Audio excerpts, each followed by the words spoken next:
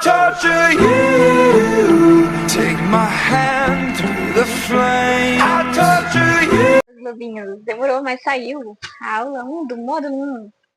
Né? Eu demorei um pouquinho porque eu tava estudando pra trazer o melhor conteúdo para esse vídeo. E eu ainda não sei se tá totalmente bom, enfim. Vocês comentem aqui, digam o que faltou, ou o que vocês gostariam de saber, as suas dúvidas, comentem aqui. Hoje eu vou contar não só a teoria das coisas, o que ela é, mas eu também vou contar a história dela.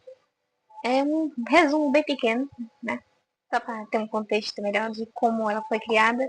E depois a gente parte pro que é importante. Muito tempo no século antigo, os filósofos eles tentavam descobrir de onde vinha a luz. Eles articulavam uns com os outros, debatiam, mas nenhum deles conseguiu exatamente, de fato, provar de onde a luz vinha, né?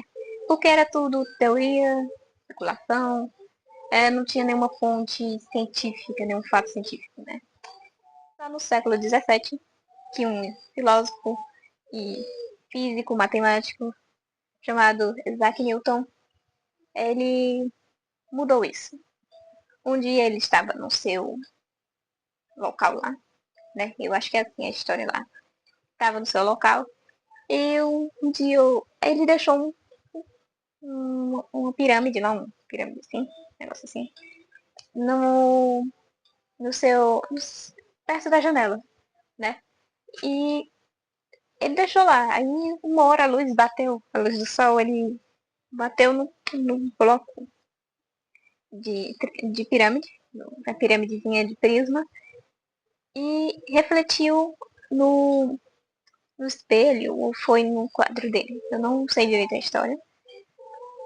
E ele viu aquilo, ele ficou impressionado, né? Porque ele descobriu que a luz branca, essa luz branca aqui, ó, essa luz, ela na verdade, ela não é totalmente branca. A luz branca, ela tem cor. E a cor que refletia nela era o arco-íris, as 7 cores do arco-íris: o vermelho, laranja, amarelo, verde e azul, ânio e violeta, né?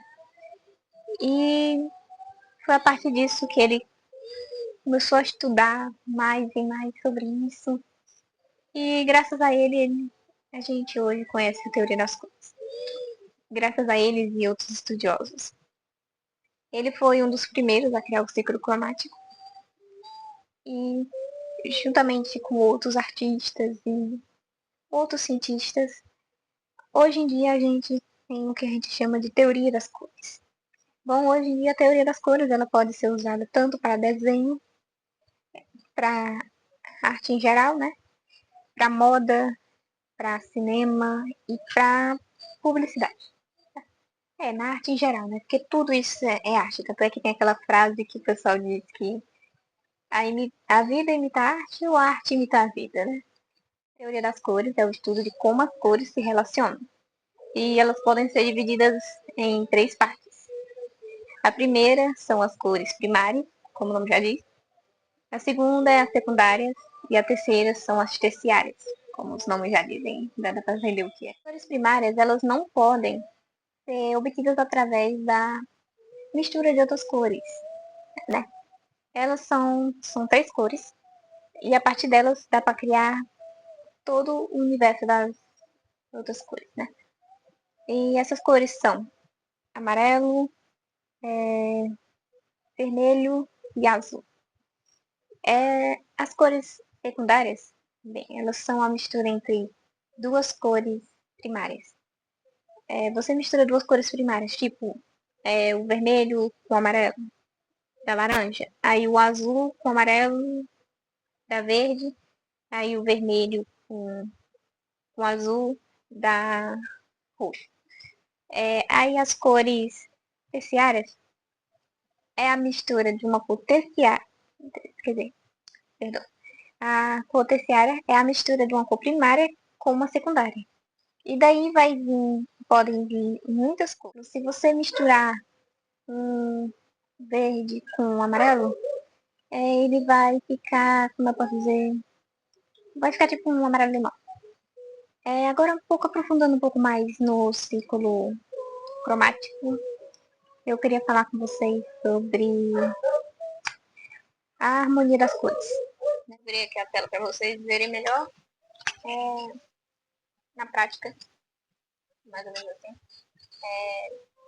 para vocês entenderem melhor como eu quero explicar. Bom, esse aqui é o famoso círculo cromático e ele organiza de forma lógica as cores, permitindo algumas combinações que deixem as suas pinturas de forma mais bonita.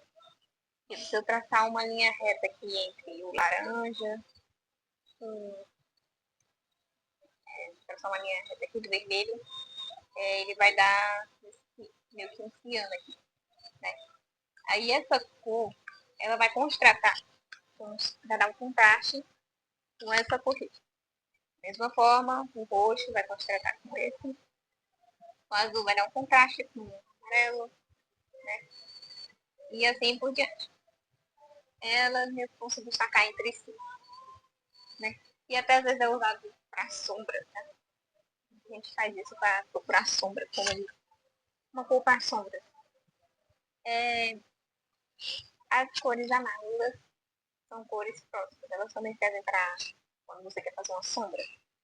Ou não quer dar muito destaque no desenho, quer ter algo mais sutil. Você também pode fazer assim. Me corrija se eu estiver errado. Mas se eu não me engano é isso.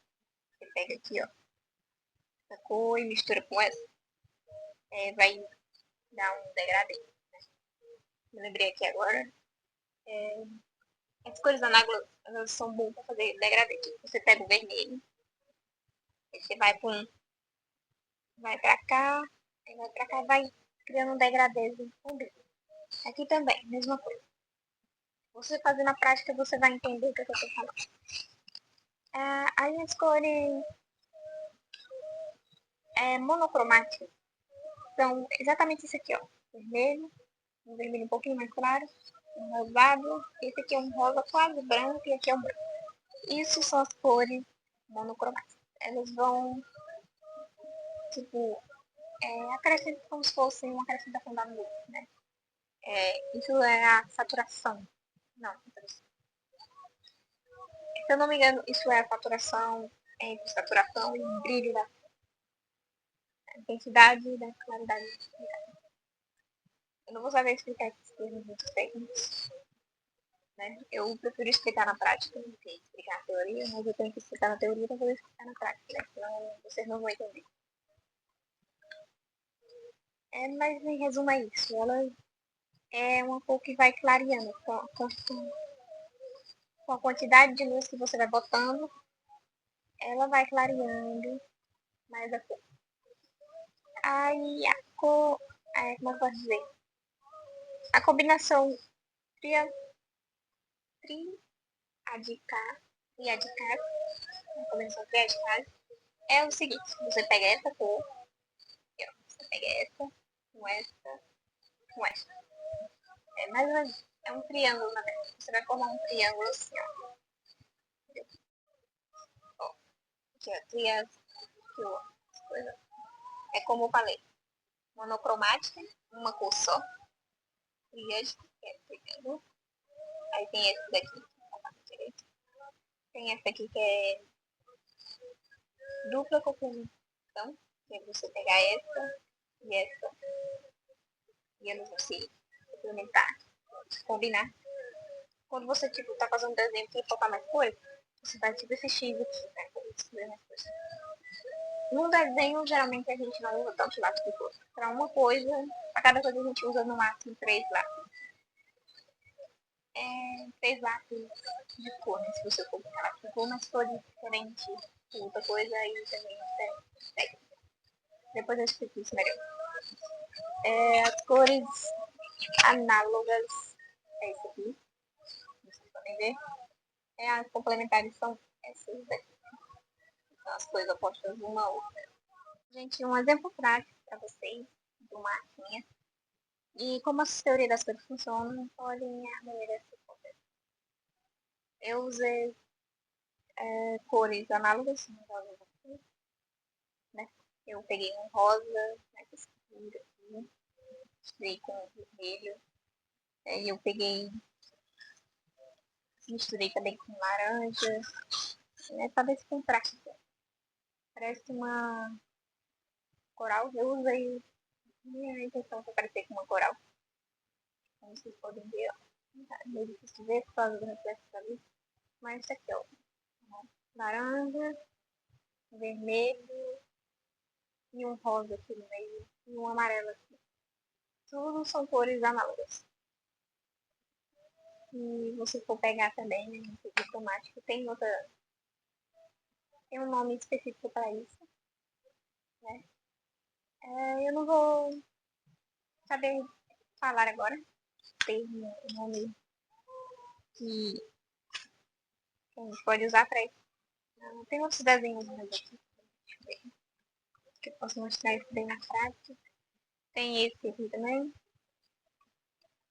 Deixa eu ver. Esse daqui. Esse aqui também é bem legal. Ó, lembra daquela parte que eu falei sobre o vermelho com o azul? Bom, aqui, ó. Aqui é um vermelho, azul. E essas cores em redação tipo uns vermelhos, né? Um bordô. Pode ver que essa borboleta ela destacou muito mais do que essa borboleta que é análoga, que é uma cor laranja. Essa aqui é uma cor análoga e essa aqui é uma cor complementar. A diferença das duas é gritante. Como vocês podem ver, assim funciona. Quando você quer destacar alguma coisa, você usa a cor oposta. Quando, e também para fazer sombra, né? Também usar. Agora, quando você quer alguma coisa que combine, que fique discreto, você usa uma cor análoga, que é uma cor que está ao lado da outra. Ou seja, quando você usar, não vai ter muita. Não vai ser aquela dor, não vai ser aquela coisa que vai destacar. Como você nota aqui, os azuis, ó, a diferença. Boa. Também tem aquela questão da cor fria com a quente. As frias, elas são exclusivamente usadas para sombras. Tá? Existem as sombras mais quentes, as sombras mais frias, mas geralmente as cores frias são usadas para sombra. Vocês podem, tipo, eu posso dizer, as cores quentes, elas têm relação com o desenho, mas necessariamente você não precisa usar as cores frias só para sombras, né? Como vocês podem ver, essa borboleta. Borboletas são cores frias. Eu fiz usando a monocromia, monocromia e usando também a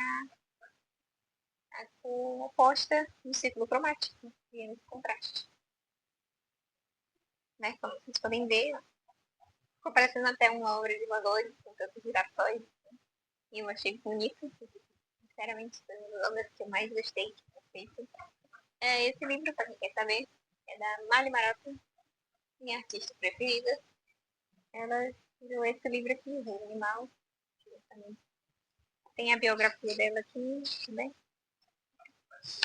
Tem uma biografia dela aqui. Infelizmente, os livros dela são muito caros comparada da Hayley, não coisa assim, né? Da outra artista. Tem muita gente que compra. E muita gente não gosta das artes da Mari Marotta porque ela detalhe demais, sabe? Deixa eu ver. Ela faz muito desenho com folhas e animais, né? E eu gosto de animais, então eu gostei muito dela. Mas vai de cada um. Então, como vocês podem ver, ela faz mandala, né? Essa é a pronúncia. E como vocês podem ver, várias folhinhas que eu gosto, porque é legal aqui, ó. Isso aqui eu também usei. Eu usei a técnica do círculo cromático, né? Eu usei azul aqui, ó. Pra cor mais escuro. Aqui. Não é o verde escuro, é o azul. Aí, eu usei um laranja para dar um traço maior. Eu queria que o destaque fosse os chifres dele. Aí eu botei alguns aqui aleatórios, né? Eu achei que ia combinar, então botei. E ficou assim meu desenho no final, né? Ficou assim. Eu não desenhei a montanha atrás, mas é isso. Eu espero que vocês tenham gostado. Eu prometo na próxima vez trazer uma parte mais prática. A áudio é só eu explicando o que é. E na próxima aula é a prática em si. Eu vou trazer esse livro pro canal. Eu também vou trazer outros livros. Eu vou mostrar minhas coleções de livros de colorir para vocês. Então comentem aí se quiserem ver. Eu trago um vídeo específico, só mostrando meus livros e mostrando os meus queridos desenhos. Eu vou postar também um short depois desse vídeo. Uma tarefinha que eu vou deixar para vocês no link da descrição. Eu vou mostrar que eu também fiz. Como eu fiz essa tarefinha. Bom, essa tarefinha, na verdade, é uma tarefa bem simples. Vocês só vão fazer dois desenhos. Dois desenhos não. Você pode fazer um desenho, dividir ele no meio, dividir ele no meio e